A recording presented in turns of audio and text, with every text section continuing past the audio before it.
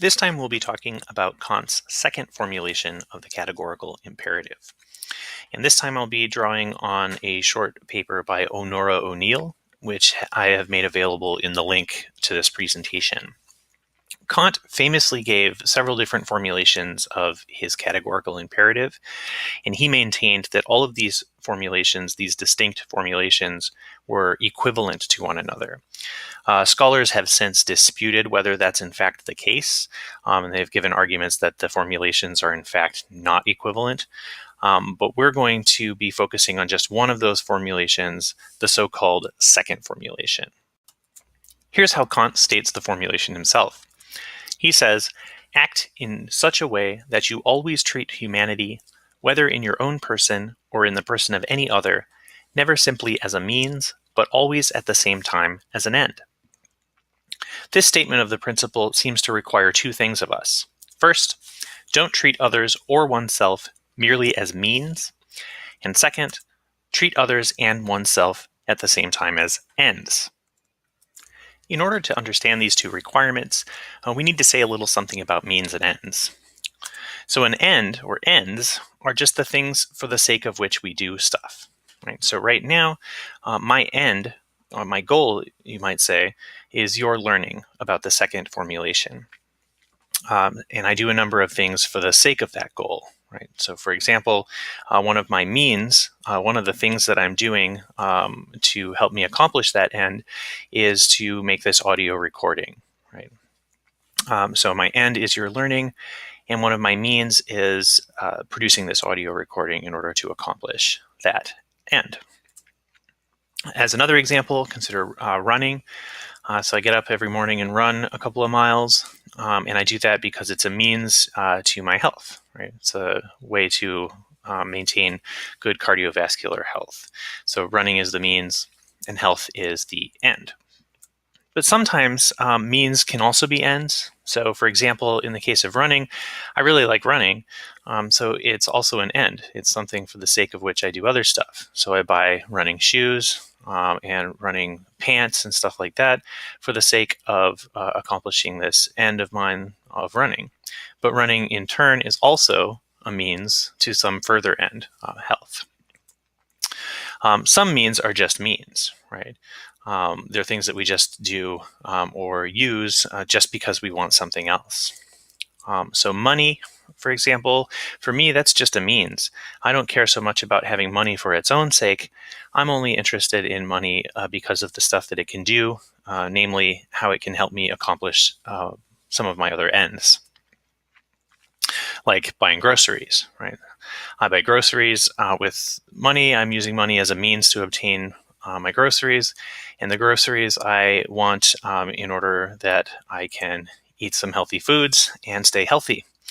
And I want to stay healthy. That's my end because I'm doing it for the sake of myself, right? For the sake of me.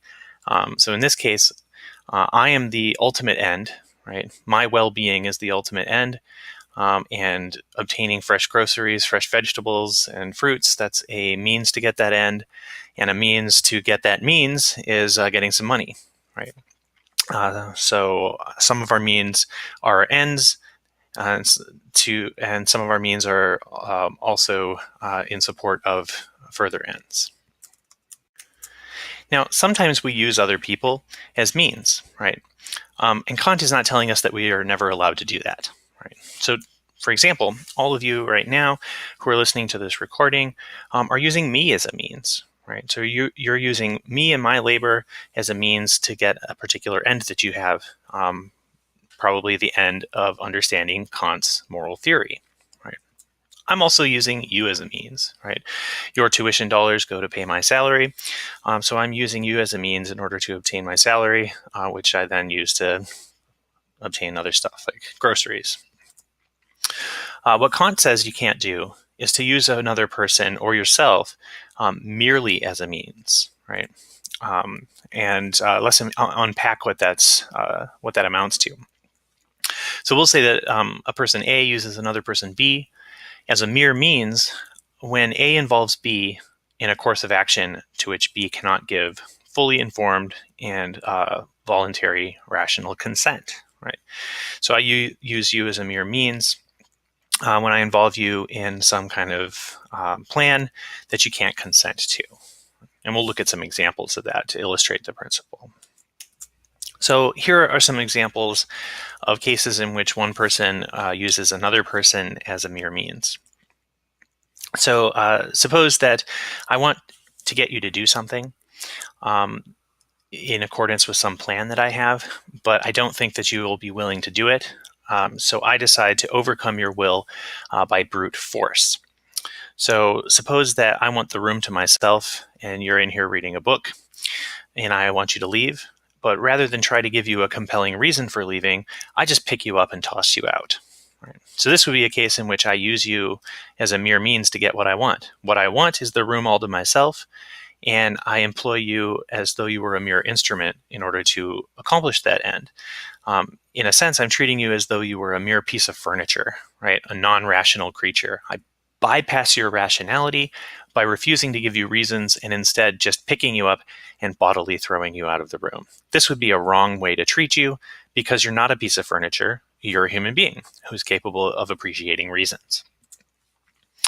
Another case in which I might use you as a mere means is where I want to get you to do something, but I suspect that you wouldn't do it for the reason that I want you to do it, right? So suppose I want you to leave the room. You're in here reading a book, and I want you to leave the room so that you won't catch me spying on the neighbors, right? I'm going to look out the window and spy on what the neighbors are up to, and I don't want you to see me, so I want you to leave the room. But instead of appealing to your rationality, your reason, by offering you my reasons for obtaining my end, I just deceive you, right? I say, hey, there's a nice thick slice of chocolate cake out in the hallway. Maybe you should go check it out because I know you like chocolate cake. So I lie to you, I deceive you in order to get you to do what I want. Now, here's a case in which I'm treating you like you're a mere instrument for my ends. Right. What I want is to have the room to myself so I can illicitly spy on my neighbors without being observed by anyone. And the way I obtain that goal is by deceiving you into leaving the room. And again, I'm bypassing your rationality by not supplying you with the real reason. Right. So you can't consent to my plan because you don't know what my plan is. You can't give your fully informed consent because part of my plan involves you being deceived about what my plan is. So I'm using you as a mere instrument in that case. Lastly, another kind of way that somebody might be used as a mere means is if they are coerced. So suppose again that there's something I want you to do, but I don't think that you'll be willing to do it for the reason I want you to do it. So again, I want you to leave the room. You're sitting in here reading a book. And the reason I want you to leave the room is so that you won't see me kicking a puppy. Like I would never do this like in real life. This is just an example. But suppose that I want you to leave the room for that reason. But I don't want to tell you that reason because I want you well out of the room before I start kicking the puppy. But instead of just picking you up and throwing you out or deceiving you, I coerce you by convincing you that it would be in your interest through like threats or cajolery to leave the room. So I say, I'm going to make you an offer you can't refuse. Either you leave the room or I'm going to tear up that book you're reading, which I know is your favorite book, right? So I coerce you. I try to make it seem worth your while to leave because I threaten you or your property with some kind of action that you would find undesirable. So again, this is to use you as a mere means because I'm circumnavigating your rationality. I'm not appealing to your capacity as a rational agent, but I'm just trying to threaten or intimidate you in order to get you to do what I want. You can't consent to this plan because part of the plan involves you being coerced or pushed around, and it would be irrational for you to consent to such a plan. So as sort of examples of this, right, overcoming the will by brute force, right, I might, if I want the money that's in your pockets, I could pick you up and just shake the money out and take it, right? Or if I wanted to obtain your consent by deception, right, I might claim to be a collector for a charity, in which case you would perhaps give me the money that's in your pockets. Or lastly, securing compliance through coercion, right? I might make you an offer you can't refuse by threatening you with bodily harm or threatening your property if you don't give up the money that's in your pockets. Okay, so the second formulation of the categorical imperative stresses the fact that persons are worthy of respect. And persons deserve respect because we have some interesting features. We can appreciate and act on the basis of reasons. So to treat a creature who's rational, who's capable of appreciating reasons, as like a mere object is fundamentally to misrepresent their nature in a way that is deeply insulting. So if I want you to leave the room, and instead of asking you politely to leave, I just pick you up and toss you out, then I have treated you like a sack of potatoes, like a piece of furniture, and not like a human being. And this is a deeply insulting way to treat human beings, and it's deeply wrong. It's deeply wrong because we are capable of being given reasons rather than just being moved around like pieces of furniture. Also, persons deserve respect because we are ends in ourselves, right? So this means human beings are the thing for the sake of which everything else is done, right? So again, consider my example about working. So I work a job to get a salary. The salary is an end, but the salary is also a means for me to buy the things I need to sustain my life and to promote my health. And I sustain my life and promote my health for my own sake. I don't do it for the sake of anything else, right? I am the ultimate end here, and other human beings are ultimate ends just like I am. It is morally wrong, Kant believed, to treat something that is an end in itself as though it could ever be merely a means, right? That would be to treat a creature that fundamentally deserves respect in a very, very disrespectful way.